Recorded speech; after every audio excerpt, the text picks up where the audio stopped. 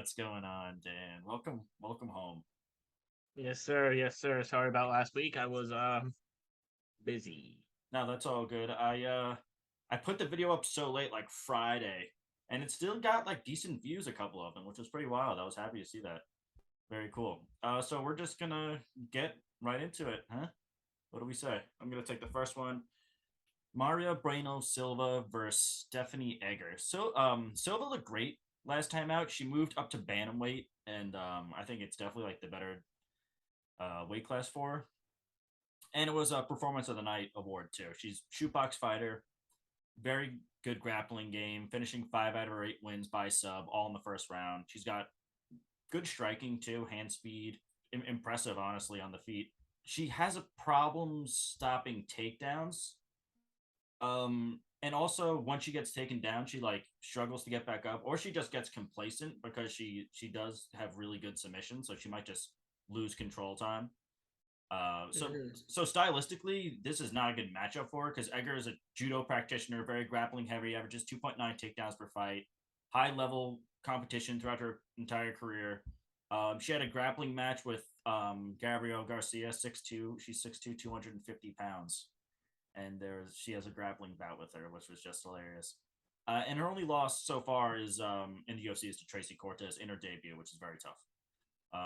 Striking though, not her strong suit at all. Nope. Tough one to start the night.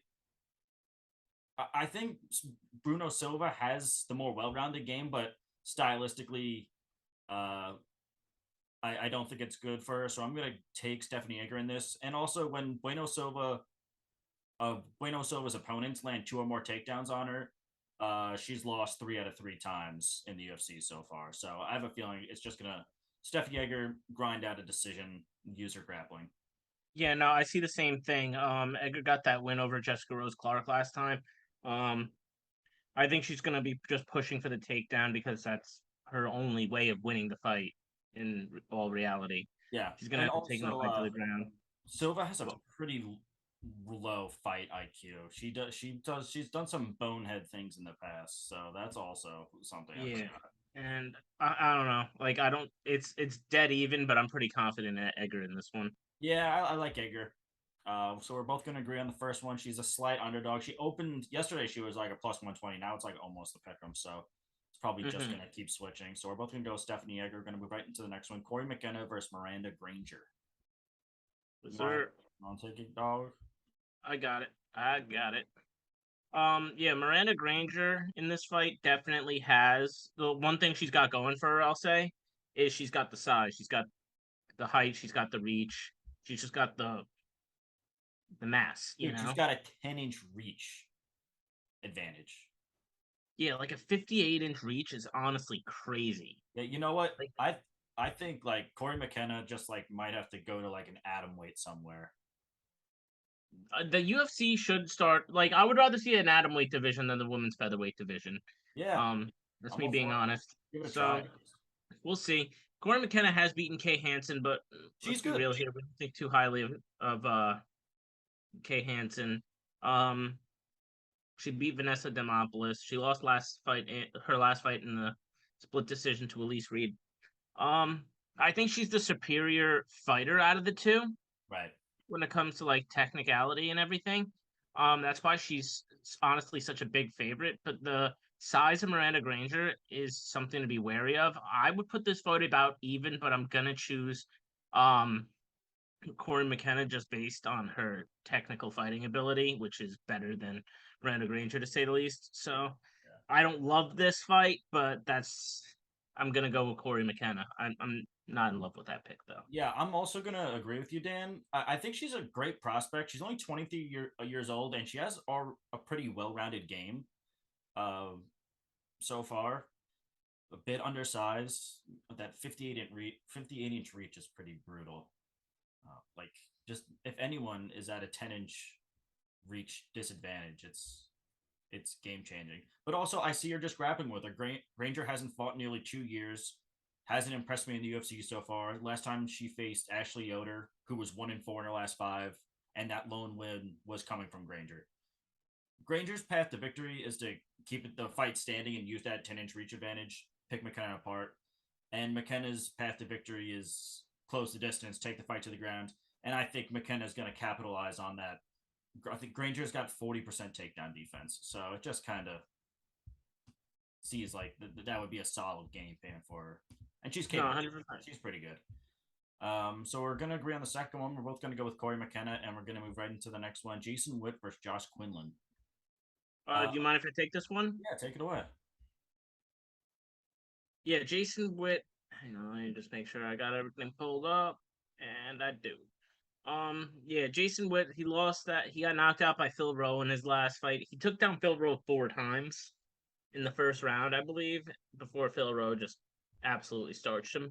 Yeah, that's what he did.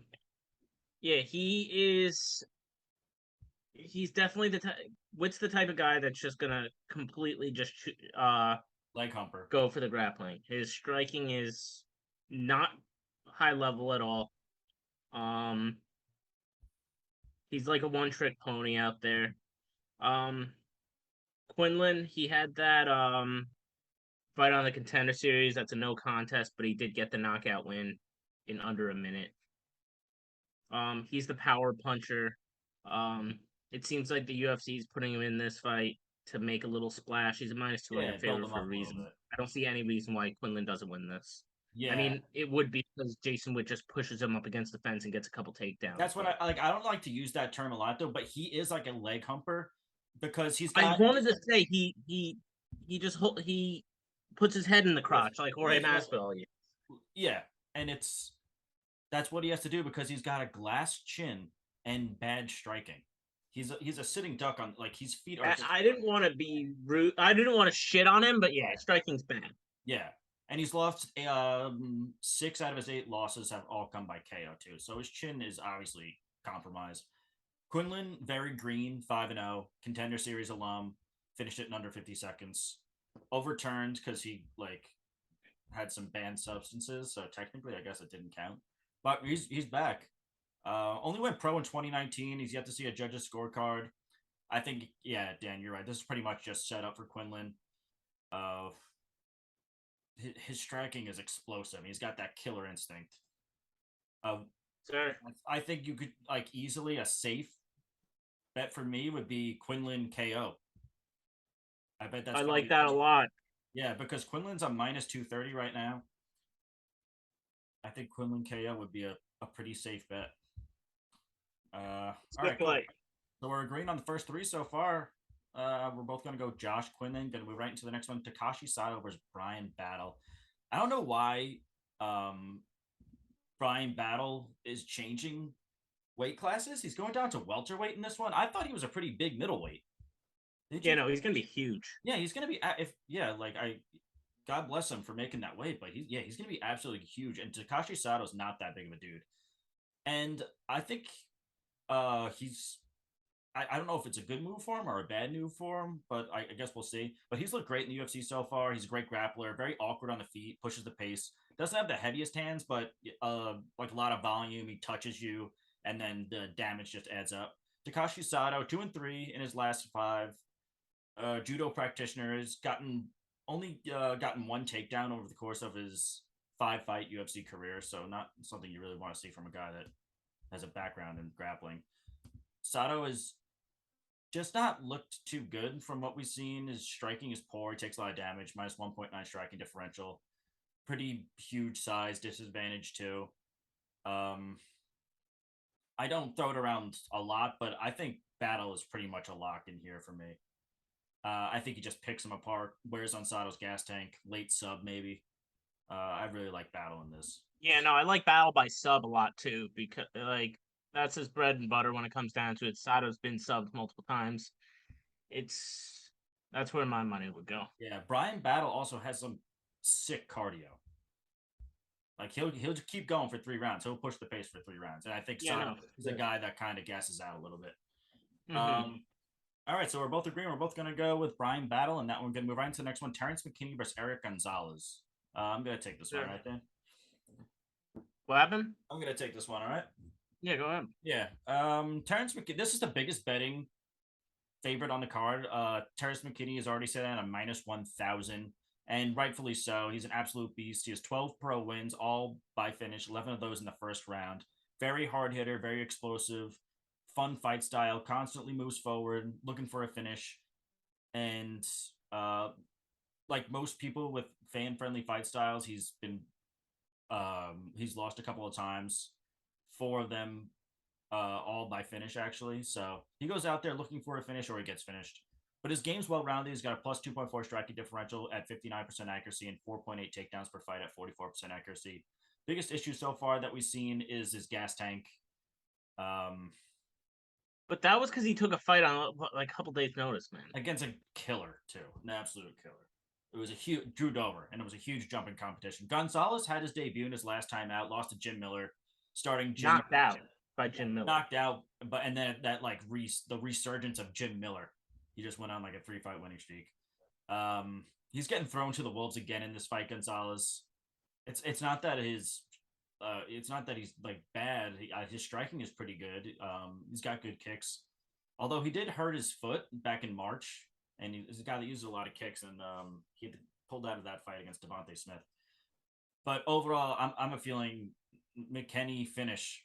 I would personally, so I'm probably gonna do McKenna, double chance him. So if he gets a KO or a sub, you win. That's what that's what I'm gonna do for this. Yeah, I like that a lot. Eric, like, what else do we gotta say? Eric Gonzalez got stopped. He got knocked out by Jim Miller. Yeah, that's not a good look. That was like Jim Miller's. Terence McKinney hits a lot harder than Jim Miller. Oh, God. Terence McKinney has a nifty chin, though. I will say that. I don't like saying that, but it scares me because I'm a fan. Yeah. But yeah, Terence McKinney gets through this fight fairly easily. Yeah, agreed. And I think the odds makers and everyone else is seeing the same thing. He's at a minus 1,000. It's probably only going to get bigger. Yes, sir. Both going to go Terence McKinney. Going to move right into the next one. Mikhail Oleksiejczuk versus smiling Sam Alvey. Yeah, Sam Alvey's lost how many now? I have it written down. 1, 2, 3, 4, 5, 6, 7. He is 0-7-1 in his last 8 fights. I don't see that changing. I hate to say it. He just takes that like submissive route in the fights. He doesn't take center of the octagon. Counter striker. He doesn't take the control, and he just sits there and tries to counterpunch you. And he's had some fights that were close that he maybe should have won. The Wellington Turman fight is one of them. Yeah. But like, even the Ryan Spann fight was close. Yeah. The Dong fight was close. It's not like he gets outclassed, but when it goes to decision, he doesn't win because he's always moving backward. Exactly. And Oleksiejczuk, he's not the most active fighter. He's also a counter striker. They're both kind of counter strikers. Yeah, they're both southpaw counter strikers, but Oleksiejczuk is kind of reaching the prime of his career, 27 years old. It's hard not to pick him in this fight. Yeah, I totally agree. And also, Sam Alvey's been knocked down 5 times over the course of during this 8-fight losing streak. He's been knocked down 5 times, so his chin has obviously taken some damage too. And like we said, he's a counter striker. Both guys tried their luck at 205 last time, but they're both really true middleweights, and this one's going to be a middleweight fight. And I really like Oleksiejczuk at middleweight. I think that's where he belongs. Oh yeah, he's got Oleksiejczuk has surprising power. Keeps his hand low, kind of swings from the hip, but very strong, fast hands, great in the clinch. Does have a problem with grapplers, but Sam Alvey's not going to really grapple with him. He's a little prone to getting submitted too, but we've seen him a couple of times get submitted. Not going to have to worry about that though in this. Both guys just like to stand, so this could like be actually a decent fight. Mikhail has the speed and power on his side, not to mention that chin of Alvey's probably not going to hold up too good considering that he's cutting more weight in this one. So I'm going to go Mikhail Oleksiejczuk. Yeah, it's hard not to go with minus 500 favorite. Right. That's a tough one. And I think they got to cut him after that, right? They might. Oh, come on. You have to. They might not. Are you serious? Dude, they kept him around this long. Why not keep him around a little longer? It's the smile. He's charismatic. They're like, I'll give him another shot. All right, we're going Mikhail Oleksiejczuk. Going to move right into the next one. ArielLipsky versus Priscilla Cachoeira. Lipsky really impressed and surprised me in her last time out. She put on a clinic after back-to-back TKO losses. Her striking's good, technical, good BJJ. When she fights her fight, she looks great. But when people make the fight dirty, close the distance, take advantage of her 55% takedown defense, and grapple with her, she just is a different fighter. Cachoeira was gifted a win, in my opinion, in her last time out versus Ji Young Yeah. Kim. Uh, Like she lost that fight and it wasn't she's even been that close. gifted a couple of times for some reason. I don't really know why. She likes to move forward, doesn't care if she takes damage, as long as she can land a strike in return. She might have to take like three strikes to land one, but she's got a really good chin considering she takes a lot of damage. She does have a minus 3.4 striking differential. Doesn't fight the smartest, and it shows. I haven't really been impressed by either of these girls, but I see this fight staying on the feet. And if that's the case, Lipsky is the harder hitter. I think she's more technical too, and she takes a lot less damage. So, yeah, I'm going to go with Lipsky in this one. Yeah, so am I. I just see Cachoeira being the one pushing forward, and she's just get out volume landed by Lipsky. I see it going to the decision though. Yeah, this one is actually the one probably I'm least excited for in the whole thing. I don't really care about this one too much. I think it could be a decent fight though. Yeah, you think so? Well, I hope I think I'm wrong. I think it's got a shot at being a good fight. All right, I'm back in it then. I'm back in. Okay, we're both gonna go ArielLipsky. Gonna move right to the next one. Augusto Sakai versus Sergey Spivak. Yep. This fight I'm not very excited for. No, I kind of like Sergey Spivak. The dude's like pretty fucking athletic. He's great. He's great. What'd you say? I said, yeah, he's great. And the heavyweight doesn't have too many young prospects like him, so it's nice. Yeah, I agree. And Sakai, he's on a 3-fight KO losing streak. Got his back against the corner, back against the wall here. He doesn't have great takedown defense. I see Spivak taking him down and doing his thing. Honestly, I got Spivak in this one, and I don't want to see Sakai get cut. He's just kind of had shit luck in his last couple fights with the opponents, and now they're not giving him an easy one here either. You know? Yeah. Yeah, that's true. The fact that he's on a 3-fight KO losing streak is like not a good sign, but he's I don't necessarily see him getting finished in this fight though. all right, that's fair. But he's a good striker. He's got a +1 striking differential, 48% accuracy. Not too long ago, he was like inside the top 10, and then that Overeem loss, and he hasn't really looked good since. He's dropped way out of the top 10 now. I think he's like around like 15. His clinch work is his Muay Thai clinch is like insane. He's got some brutal knees, and I think Sergey Spivak's going to seriously have to watch out for that. And he's also got a powerful overhand right. But Spivak is great grappler, 3.3 takedowns per fight at 60% accuracy. And once he gets you down, he's got some vicious ground and pound too. Very young, like I said, 27 years old already, an 8-fight UFC veteran. And there's not too many young fighters, like I said before. He's got good hands too. He sets his takedowns up with his hands. Good striking. And once they let their guard up a little bit, he'll shoot for a takedown. Sakai, like you said, then is super desperate. But I don't think this is a good matchup for him. Sergey Spivak's won 4 out of his last 5. He's got a ton of momentum, super well-rounded game, and yeah, he only lost to Aspinall. Yeah, I gotta go with Sergey Spivak. They're feeding Sakai to the wolves, man. But it is a heavyweight fight, so a punch means a lot. And Sakai is a hard hitter. But we're both gonna go Sergey Spivak, and we're gonna move right into the next one, which is The Ultimate Fighter, season 30. Was that what it was? Yes, sir. Season 30 flyweight, female flyweight championship. That was a mouthful.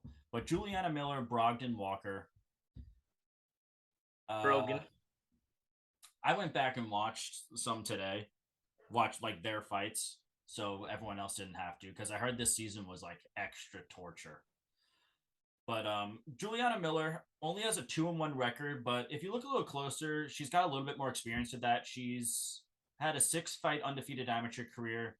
She also had 7 grappling bouts, going 5-1-1, 2-2-0 on Tough, including a rematch bout against her career loss. And she won this time by decision. She's a grappler with a background in BJJ, trains at 10th Planet. In her tough fights, she pushed the pace, had a very active jab that she was constantly throwing out there.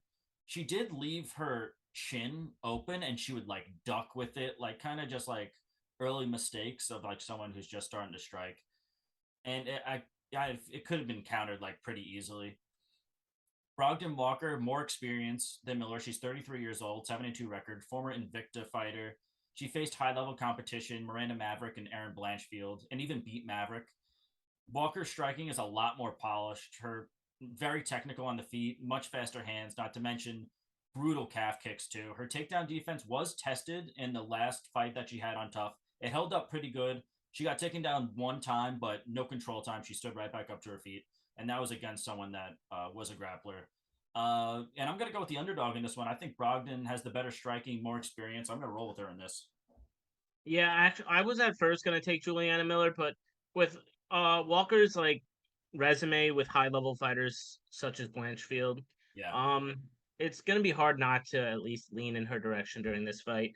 I think she's the more. Both of them have their own respective areas, but I think she's able to. If she gets taken down, she's able to mitigate the damages from it. She's able to get back up pretty quickly, and I think she's got a really nice advantage on the feet. So I'm gonna go with Walker in this one too.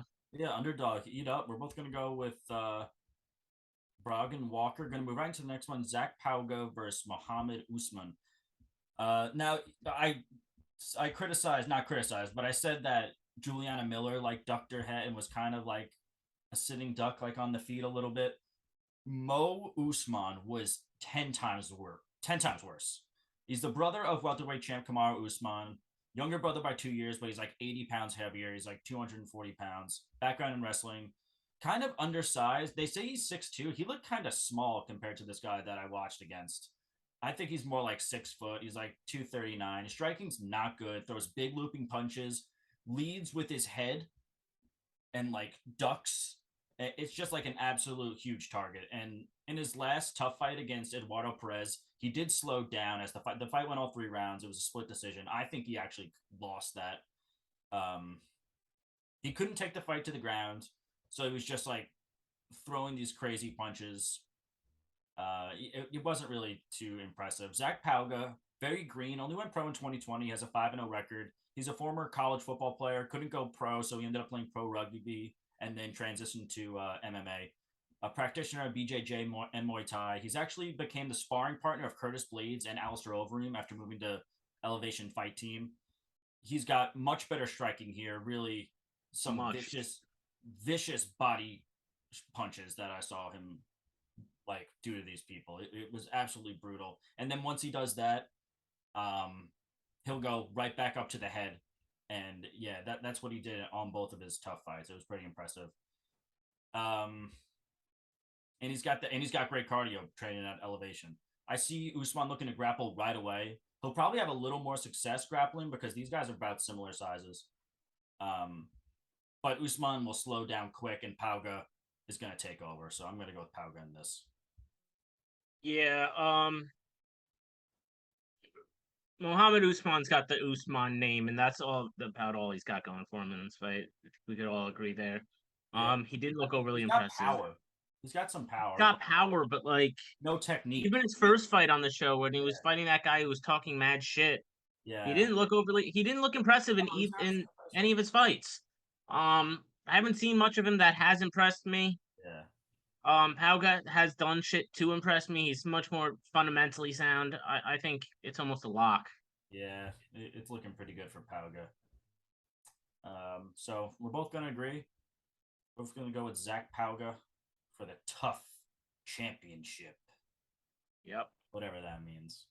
Then move right into the next one. Vicente Luque versus Jeff Neal. Yeah, so Vicente Luque, he had that rough fight against Bilal Muhammad last fight. A lot of people had Luque going into that, me included. Oh, I did. Didn't they? Luque's an absolute killer. And I think he really bounces back here against Jeff Neal. Jeff Neal had that win over Santiago Ponzinibbio, which in a really close fight last time. That's what It was a good fight. Yeah. But before that, he got outclassed by Stephen Thompson. He lost a pretty convincing fight to Neil Magny. That fight was boring as fuck, though. Yeah. Um, then he bounced back with that win, but I think Luque is just a little too well polished for him at this point. Luque struggles mostly with people that are taking him down. I don't think Jeff Neal's much of a threat to be taking him down in this fight. Oh. I don't think Luque's. I think this is going to be a 3-round stand-up fight that 30-27, maybe if Jeff Neal has a good round, it's 29-28, but I don't see him winning. Yeah, I Jeff just don't see Neal. the way he's winning this fight. Like, I would say this out of all moderate favorites on the card, this is my favorite. Vicente Luque is a minus 175, That's minus also 180, $100. like up to minus 200 I'm seeing, but Mhm. those are good odds, man. Yeah. I just want to say, like, what the fuck happened to Jeff Neal? He had a 6-fight winning streak in the UFC. He beat Bilal Muhammad, Nico Price, Mike Perry, finishing 5 out of those 6. And then, like, I don't know what happened. He went on that 2-fight losing streak, 2 like super one-sided losses. He was arrested for DUI and like unlawful possession of a firearm. So like obviously like he's letting the outside life control more than like his like fighting life at this point. He's getting into like all this shit. That's just my theory. I was just looking into it and I was like, what the fuck happened? Like, what was such a big drop off for Jeff Neal? And I saw that and I was like, yeah, maybe something like that. Very powerful though, sprawl and ball approach. Vicente Luque, a lot. He's got like one of the more fun fight styles in the fucking UFC. He's finished 20 of his 21 wins. 5 out of his last 7 fights have been fight of the night or performance of the night. Did lose, but Bilal Muhammad was like fought so boring. It was terrible. Yeah, I'm gonna agree with you, Dan. I like Luque. He has far better sub game. He's got better striking. He's just better wherever the fight goes. So yeah, I'm gonna go with Vicente Luque. Yeah, it's hard not to. Hard not to, and that's nice. That he's only a minus 170. I was thinking like 250, 230. All right, we're gonna move right into the next one. The main event: Thiago Santos versus Jamahal Hill. You Yep. want me to take a dog? Or you Yo, want... did you know Jamal Hill has 6 kids? I saw that. I did see that. He's a What young a man. beast. You want me to take Man it? has a powerful seed. He does. He's spreading his seed through every town he goes to.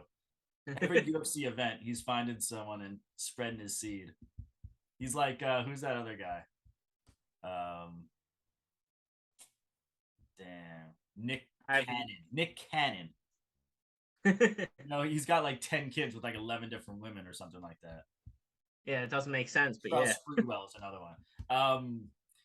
All right, so the main event. I'm starting to feel bad for Santos, man. It wasn't too long ago he beat Jan Blachowicz right before Jan's rise to the title. He blew both of his knees out in the fight after that against John Jones. And he's looked like a totally different guy. He doesn't have that explosive power anymore. He had 3 total UFC fights that went to decision up until that fight with John Jones. That was 18 total fights. Now 4 out of his last 5 have gone to decision. He just doesn't have that same confidence on the feet to trust his hands, doesn't really open up as much. He still possesses that power. He was able to knock down Ankalaev in his last time out. Both of these guys are in different parts of their career, though. Santos is on the tail end, and Hill, I think, is just started to reach his prime. Hill's got very fast hands, technically sound, strikes with a lot of high volume, too. He's like 7 strikes per minute, and has a lot of pop to his punches. He's got a plus 3.3 striking differential, 51% accuracy. He's finished 6 out of his 7 UFC fights, 4 of them in the first round. I think Santos is going to fight this one kind of like he fought Kevin Holland, which is he actually tried to grapple in that fight and did decent because I don't think he wants to stand. He can't really stand with him. Where was I? Sorry. That was one fight where he used that. Oh, I just said that. My bad. The difference here, he doesn't have the size advantage that Kevin Holland fight. He had a huge size advantage. So, or frankly, like the ability to even grapple like that anymore. But overall, that was just a theory. But overall, I think Hill's got this. Santos is tough as nails. I don't know if I see a finish here, but I think Hill's pretty much got this. Yeah, Jamal Hill's only loss recently was that fight against Paul Craig, and he hurt himself in that fight. He played He Paul just Craig's game. finished. He could have beat him. What? He played Paul Craig's game. He easily could have beat Yeah. him. And then he knocked Jimmy Crute the fuck out. And That then was he knocked Johnny Walker the fuck out. yeah. And like you said with Thiago Santos, he's just been in very low volume stand up drag out fights that nobody even wants to see. I don't know why they're giving him another 5 round fight. No one wants to see fucking Thiago Santos sit there for fucking 5 rounds, Throws fucking throwing about 10 barely any fucking per round. strikes. What? I say he throws about 10 strikes per round. Yeah, like it really even seems like that, bro. Yeah. Like it's ridiculous. His fights have been not fun to watch whatsoever. Yeah. But I do like him. I feel bad. He definitely had his one chance of like glory kind of taken away due to his injuries. But Sucks. Jamal Hill's the one who's rising up right now.